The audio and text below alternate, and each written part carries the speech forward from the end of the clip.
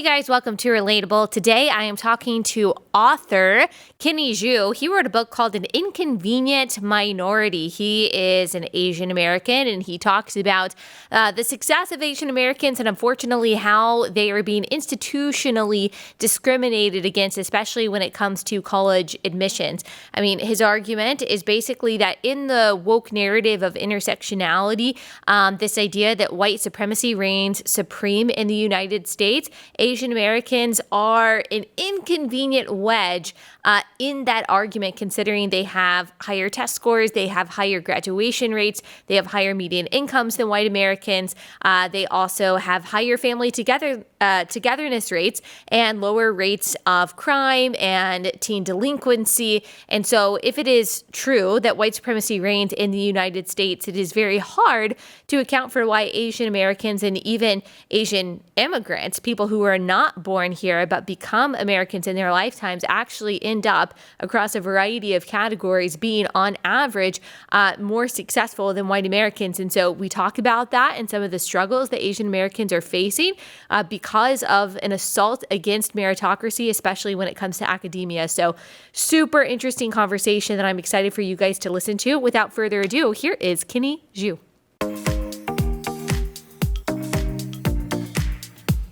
Kenny, thank you so much for joining us. Can you tell everyone who may not know who you are and what you do? Sure. So I'm Kenny Xu. I'm the author of the upcoming book, An Inconvenient Minority.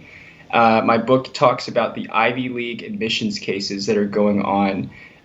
If some of you aren't familiar, there's a group of Asian Americans who are suing Harvard University and actually various other Ivy League universities for discriminating against them.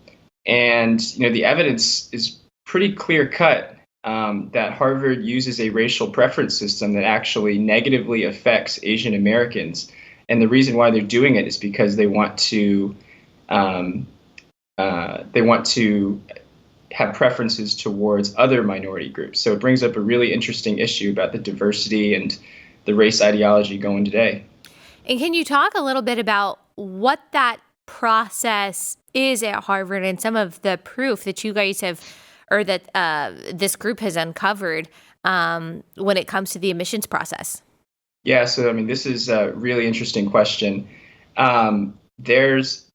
At Harvard University, they basically grade you, for anyone who's applied to Harvard.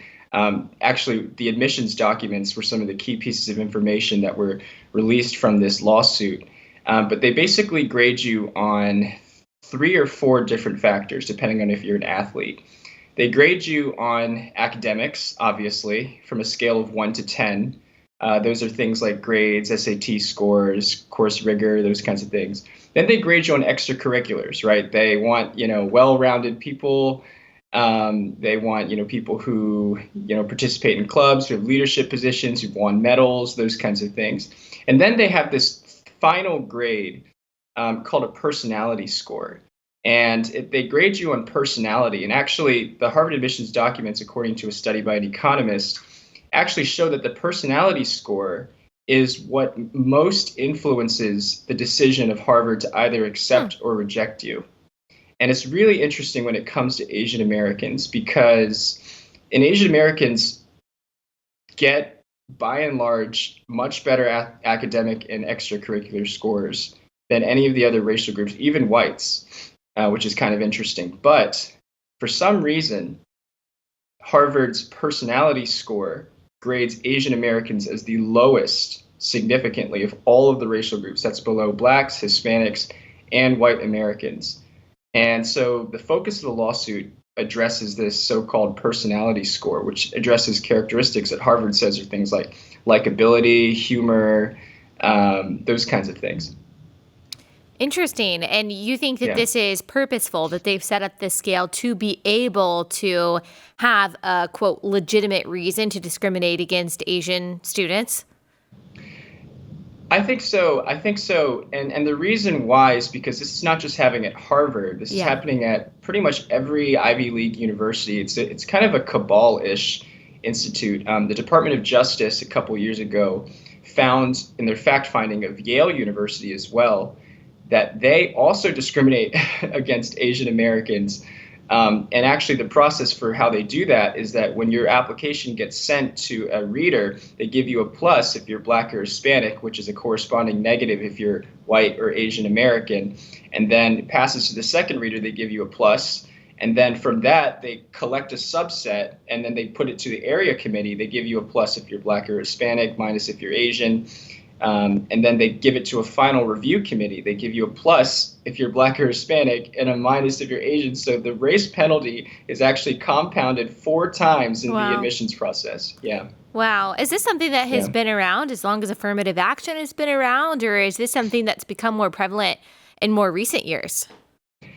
It really started actually about 20 years ago. Actually, Asian Americans used to be among the preferred races, the racial minority groups. You would think, because a lot of the whole idea of diversity and inclusion, the kind of things that are going around today, is an artifact of 50 years of affirmative action policy. And Asian Americans used to be included in this affirmative action policy, especially for colleges and universities. But somewhere around the late 80s, early 90s, that started to change as Asian American applicants came to this country more and more, and the results and the fruits of their educational values were continued to be realized. Harvard and Yale and some of these other universities decided, oh, dang, there are so many Asians coming into these universities. We have to find some way to basically create a ceiling. And so Asian Americans became about 20% of Harvard University in around the late 90s and has never gone up beyond that ceiling ever since. Yeah. Wow. That is, in the conversation, especially the one that we're having recently about intersectionality and equity and the conversations that we have about critical race theory, it seems like Asians and Jewish people are kind of placed off to the side. Like when it's convenient for critical race theorists to use them as a minority and oppressed group, then Asians and Jewish people are. But when it's not, when it comes to something like the admissions process or looking at, for example, median income across different groups in the country, then it seems that Asian Americans and Jewish Americans are put on the privileged side, as the side of the oppressor, if you will. Can you talk a little bit about that? Is that something that you've noticed? Does that trouble you? Because quite frankly, it just confuses me. Yeah, well, I did write a book and it is called An Inconvenient Minority. So Yes. I guess you could say it troubles me a little bit. It does trouble me a little bit because, well, more than a little bit, because, the idea of this country is that you should be treated on the basis of the content of your character, not on the color of your skin. And as an Asian American, what Harvard does in our culture, and by the way, so many Asian Americans are, and parents are obsessed with Harvard. They want their kids to get into Harvard and those kinds of things. And I acknowledge that. And maybe that's a fault in our Asian American community as well. But that doesn't give the right for Harvard to discriminate on the basis of race and actually to even use, vicious anti-Asian stereotypes, Right. The idea of Asian Americans being math nerds and test-taking nerds with no personality. Yeah. The whole idea of a personality score in itself, what is that supposed to measure? It's very subjective, right? Because if you look at the data, the Asian Americans actually score equally on par with whites in alumni interviews, in teacher recommendations, and all of the objective measures that you could extrapolate into personality score. And yet, for some reason, they end up on the wrong side of the personality score pile. It's interesting, and it's actually quite damaging, I think, to Asian Americans here. And can you kind of push back on, if this is what you believe, this idea that Asian Americans have been on the side of the privileged, that you guys are, that the success that in general, of course, we're speaking in generalities, that Asian Americans, even immigrant Asians have enjoyed in this country is a result of some kind of privilege or some kind of lack of oppression. Is that a true assertion? I'll give a couple reasons why some people might find that true. Some people might find that true, that Asian Americans are like a privileged minority because, they see our grades and their test scores and they see the fact that we have higher incomes than white Americans. And they're like, oh, well, look, they've achieved middle class stability even better than whites. They must be a so-called privileged minority. But I'm going to push back on that for just a moment, because Asian Americans, when they come into this country, they lack a few certain things that benefit a lot of other people of privilege, including actually other minorities. One, we lack the length of experience in this country, right? And as we know, and as I actually talk about in my book, cultural experience in this country and length of time in this country actually matters a lot in terms of cultural capital, in terms of your ability to socialize in this country. And Asian Americans don't have that too. A lot of us lack language skills. When you are a Vietnamese American, you're fleeing oppression, you're a poor farmer, you're coming over here, you don't have access. About 80%, I think, of first-gen Vietnamese Americans don't come here with proficient English language skills. They basically have to learn it all themselves. So we don't have the social connections, we don't have the cultural capital, and we don't have the English skills and communication skills, meaning that for Asian Americans to succeed in this country, we have to disproportionately rely on our merits, right? Our skills, what we can bring. And usually those are things like, those are dynamic math skills or economic skills and those kinds of things. But the issue is that when you have this ideology today, this diversity and inclusion and this woke ideology that is basically anti-merit. It's basically anti-merit. They're against gifted programs. They're against gifted and talented programs. They're against the idea that people, have objectively better certain academic characteristics than others, which, by the way, is not, a statement on the worth of a person. But if you want to contribute positively to the economy, you better have some good skills. But when you have this ideology that rails against that, it is my belief, and I argue this in my book, that Asian Americans are going to be disproportionately affected by this woke ideology, that it is really going to cause us a lot of pain. Yes, you mentioned something that I do think is so important, that a lot of critical race theorists and social justice activists, they say that something like meritocracy is unfair, that you actually you have to treat people unequally to achieve some kind of equity. And they define equity as everyone ending up in the same place. And what that means, Thomas Sowell talks about this a lot, it's in his book, Quest for Cosmic Justice, is that you have to punish some groups of people or some individuals, and you have to uplift other groups and other individuals, not based on anything that they have actually done or not done, but based on this very intangible and I think impossible goal of everyone reaching the same place. And so that completely gets rid of something like meritocracy. And you're saying that disproportionately affects or can affect Asian Americans, correct? Yeah, and it doesn't. And it's funny you use the word uplift, and it's interesting because actually the result of policies like affirmative action for Blacks and Hispanics have not given the promise that they're supposed to do. Yeah. What is the what are the colleges who have the highest proportion of Black doctors and Black engineers and Black people in STEM and those kinds of things? They're actually not colleges like Harvard and Yale who use these affirmative action policies to boost these minorities. They're actually HBCUs. They're actually universities that are actually attuned to some of the cultural elements of Black of the Black imagination, so to speak. And actually, what you find is that, especially in things like law school admissions and those kinds of things, Black Americans who are admitted because of race preferences actually tend to graduate in the lower segments of their classes. They tend to get disproportionately discouraged and suffer from higher mental health issues. And sometimes the effect of that is that they actually choose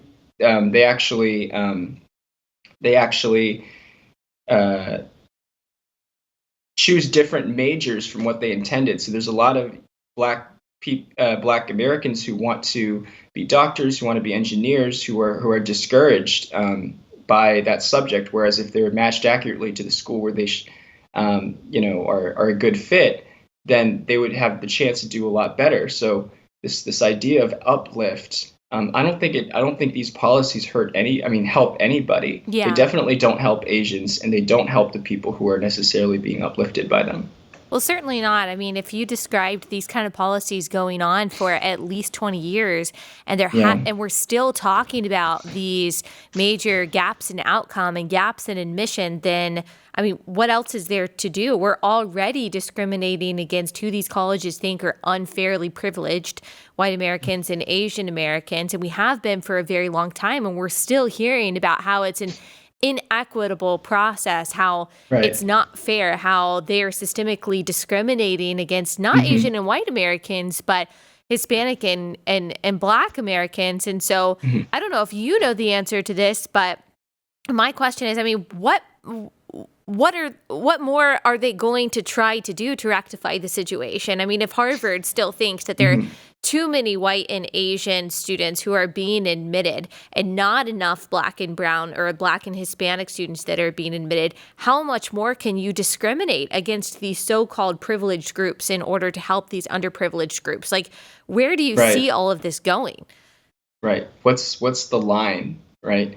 Well, I can tell you one thing, the new Biden administration, what they're doing with these equity-based policies. If you guys are familiar, and I know, Allie, you talked about this in your previous podcast about equity versus equality. This is a word that really needs to be broken down, because equity really is about all races ending up in the same position. This is exactly what Kamala Harris said, before she got elected. Equity is about all races ending up in the same place. And my pushback against that is you can't have equity without eliminating free choice, without actually doing violence towards the choices of people. Because I'll give you an example just from my Asian American culture. If Asian Americans choose to be academically excellent, we know why Asian Americans choose to be academically excellent, because they have to. Because they don't have the connections and the social, you could call social networks and privilege that would help them to survive the decline in meritocracy. They have to use their merit to gain an extra advantage and edge in this society today. And that's the result of their free choice, And so by discriminating against them in the name of equity, you're actually eliminating, or you're actually discouraging the ability, for people to make the free choice and enjoy the fruits of their choices. Right. Yeah, and I think that, sorry, because Go ahead. No, I think that you touched on a really good question about, where is this going? Where is this culture going? It's funny because these policies have been happening for over 20 years, so you can actually start to see a lot of the effects with Asian Americans. But if you continue as a country to go in these directions, you're going to see a lot of other racial groups be affected as well. But I'll tell you what's happened in my culture, in my culture over the past 20, 30 years. A lot of Asian Americans in my culture, the competition culture for Asian Americans is ramped up to 100. It's ramped up to like 150. You have kids that are trying to do every extracurricular, trying to get into every club, trying to fill out every thing on their Common App resume, because they know that they're not going to be competing with the general population. They know that their competition is other Asians. I mean, think about what that does to Asian American identity. Right. If you have Asian friends and you start to think, oh, I actually have to compete against them in the college admissions process, not against, other people. I mean, it damages you as an Asian American. It really hurts, your ability to think of yourself as a self-actualized individual. And so when you see the progression of these equity-based policies that will soon affect other groups that, once many Latino and Hispanic Americans also achieve parity with whites in many places, which they actually are, they're really approaching, whites in terms of where they are. They will find themselves on the opposite end of these equity-based policies as well. And that's going to have a severe effect, I think, on the way that they perceive themselves racially. Yeah, I think so too. Unfortunately, I think progressivism has a different view of human nature. They kind of eliminate the idea of choice. There's never the possibility that some people are where they are because of choices they made. It's always society either gets credit or society either gets blame. And society is just kind of this very generalized term for the system. And they have to have society as a boogeyman, or, for example, white supremacy as a boogeyman, to be able to campaign and to say, look, I'm going to change society. I'm going to change the system. I'm going to dismantle white supremacy. I'll dismantle the patriarchy. All of these very intangible, inexplicable, big boogeyman systems that are apparently keeping people down. And of course, there are examples throughout history of institutions holding people back, discriminating, ensuring that, for example, Black Americans cannot get ahead. Certainly Asian Americans throughout our history have received discrimination as well. So have Italian Americans and Irish Americans and all of that. So of course, that's certainly true. But today, that doesn't actually seem to be the case. It doesn't seem to be like there is this big system or this big monster of white supremacy that is pushing some people down and lifting other people up. And yet that's what we're hearing over and over again. That's the justification for so-called equity executive orders and all of these social engineering policies to hold back groups like Asian Americans and try to push forward other groups. And like you said, I don't think it's going to work. I actually think it's going to end up with a lot of self-loathing and resentment between groups. Yeah. I mean, you're so right. It's funny how you mentioned the systemic oppression narrative, this narrative that they're latching onto, that to be a minority inherently means that you are not able to participate fully in the benefits of American society and the American dream. I mean, think about what that does if you actually believe that. And by the way, I know many people who actually believe that and are very bitter about that. Many minorities who are, bitter about that. And I've interviewed several of them in my book. It creates a culture of bitterness and resentment against the world. And it just, it breaks my heart. I mean, it really does. And now you see in this narrative, particularly with regards to Asian Americans, a lot of the Asian Americans who go through these, college diversity and inclusion programs are basically taught to view their academic success as privilege and are taught to feel guilty about that. I talked with a friend, I interviewed a friend about,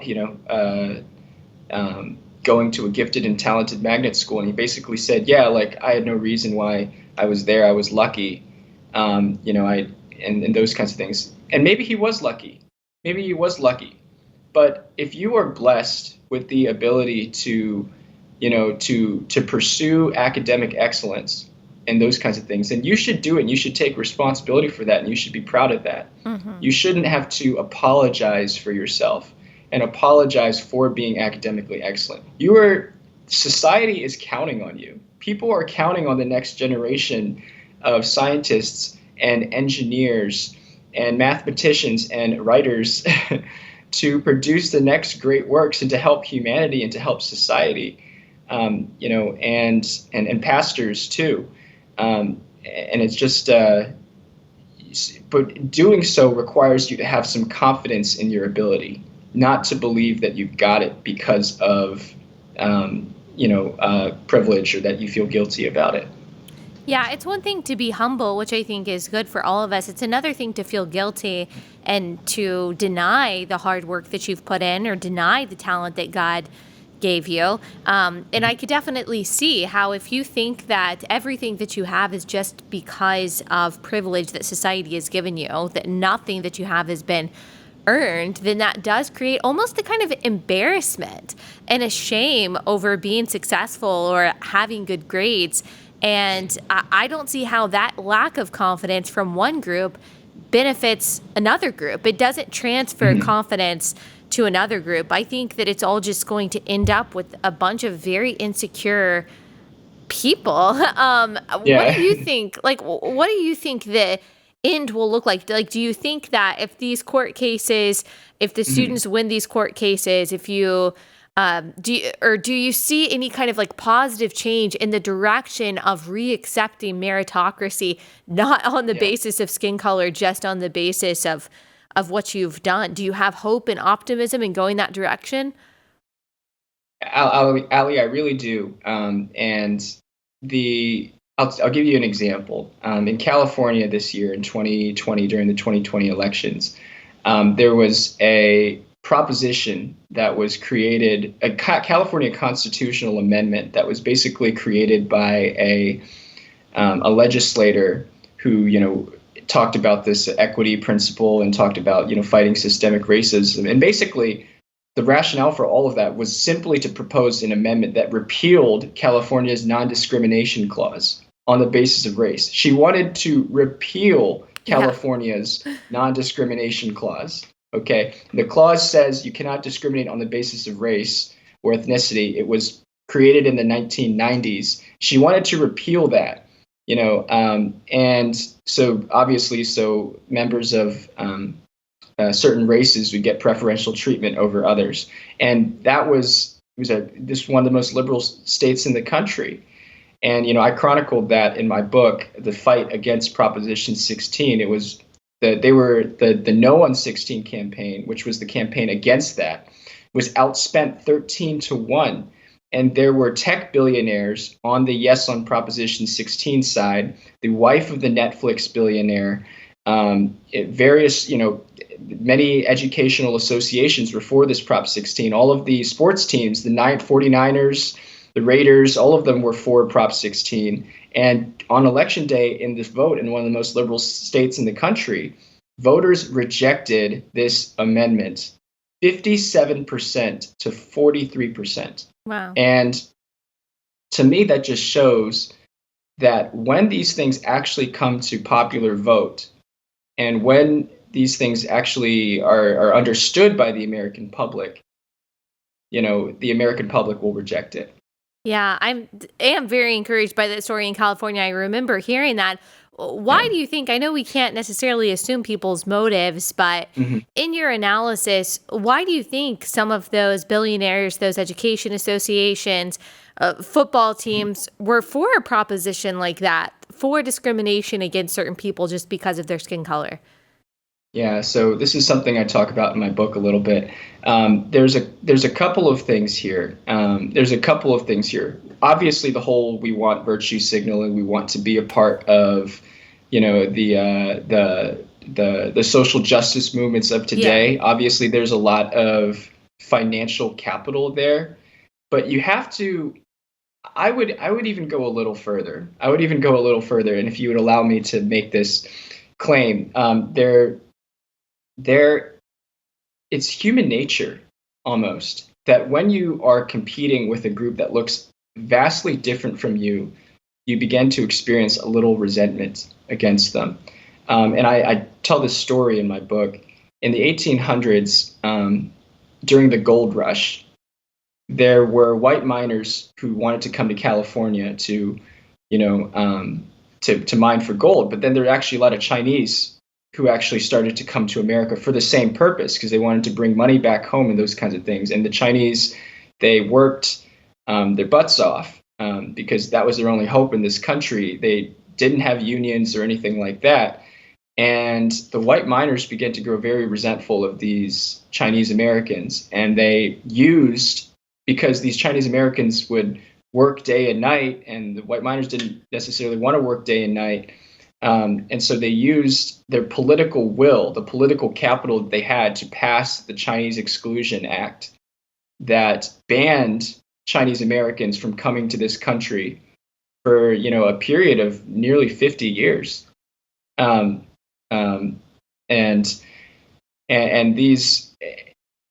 I think there's an inherent resentment that's there. And so when you look at today's elite liberal population, the elite, mostly white liberal population who lives in enclaves like San Francisco, New York, and those kinds of things, you have to understand that the minorities that they're competing with are and this is actually like not a fun thing for me to say, but minorities that they're actually competing with are actually Asian Americans. A lot of them, because they're the ones who are getting into doctors and going to be doctors and engineers and and have the math skills to compete and those kinds of things. And so there is a inherent, I think, natural resentment and then a natural competition culture that comes in. Now, the whole idea of America is that we're supposed to live in a tolerant and inclusive country, the actual term inclusive country, where we shouldn't judge people based on that. But sometimes human nature wins.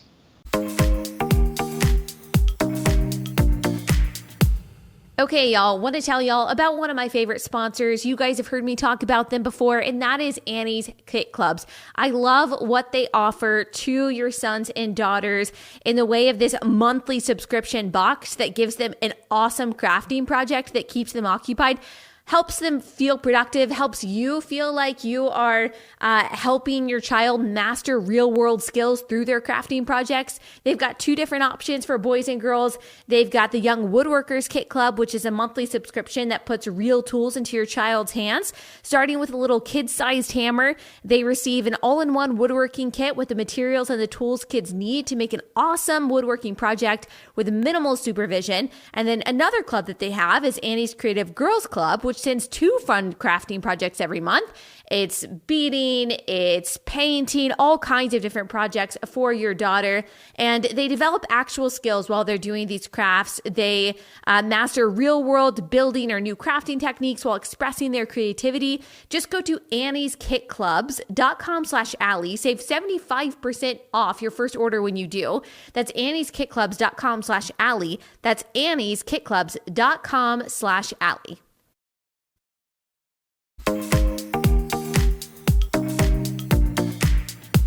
It's unfortunate that it seems like we've moved so far away from a premise that we at least all theoretically agreed on, that we judge people by the content of their character, that people should be rewarded based on merit, not the color of their skin.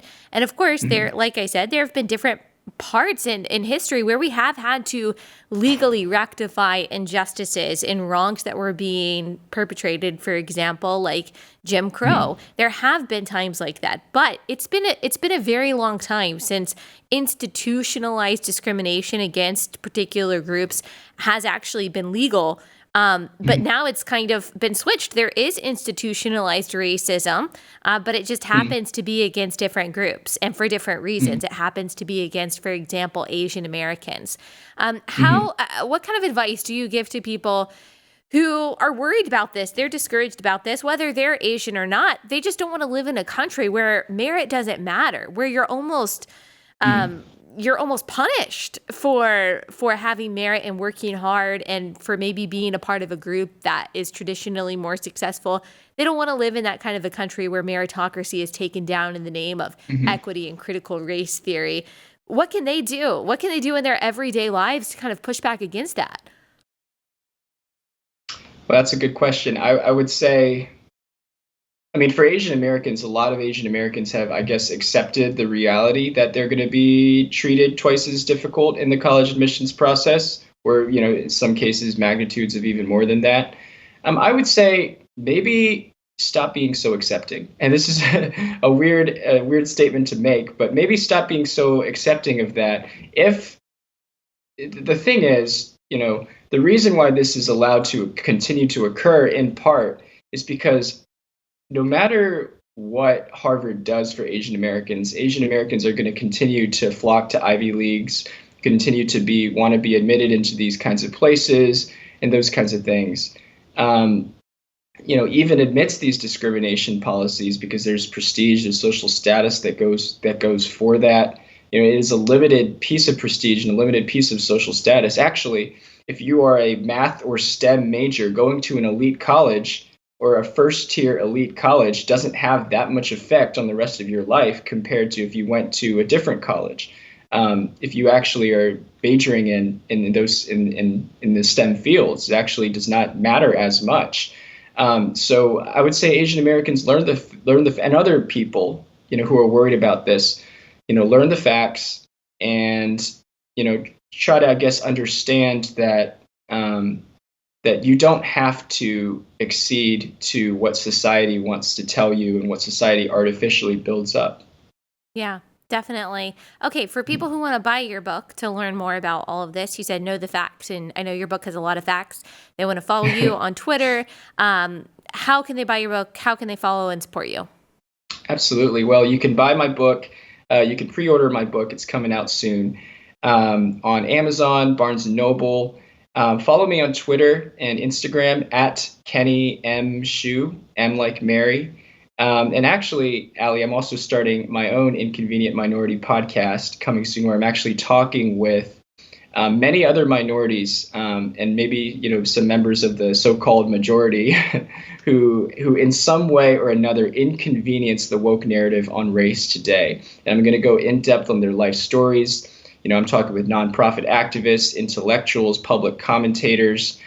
So I would encourage you to follow me and then stay tuned for those details. Awesome. Well, we will put the links to all of that in the description for this podcast. An Inconvenient Minority, that's the name of your book, the name of your podcast, and also everyone can follow you on social media as well.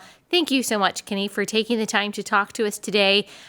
This is a very important subject, and I just hope that you keep hammering on because your voice is a very important one. Thank you, Allie. I really appreciate all the work that you do too. Thank you so much.